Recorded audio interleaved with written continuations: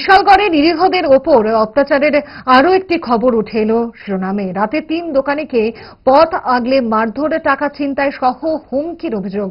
এই অভিযোগ থানায় লিখিতভাবে জানানো হয় বলে জানা গেছে। বিশালগড় পুরনো পেট্রোল পাম্প সংলগ্ন একটি ক্লাবের সদস্য সাগর দেব, সমরজিৎ পাল, সুরজিৎ পোদ্দার এবং তাদের সংগাতদার বাহিনী বিরুদ্ধে অভিযোগ। গতকাল গভীর রাতে 3 যুবক দোকান বন্ধ করে বাড়ি ফেরার পথে ওই বাহিনীর শিকার হয় বলে অভিযোগ। 3 যুবক সংবাদ মাধ্যমের সামনে তাদের উপর সংঘটিত হওয়া মারধর, নগদ অর্থ ছিনতাইয়ের ঘটনা সম্পর্কে কি অভিযোগ আনলেন দেখুন।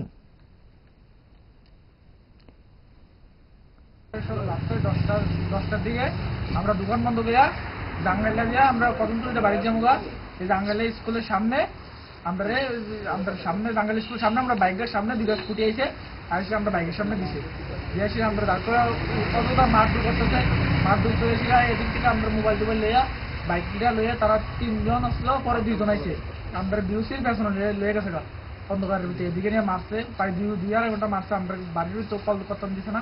মারার পরে তারপরে যে হ্যাঁ আইছে, হ্যাঁ লোক আরেকজন আইছে, হেরা পরে সাংবাদিক আলসার বাইক লিয়া প্রেস এইদিকে কাউন্সিলরের পোলা হ্যাঁ আসিলা।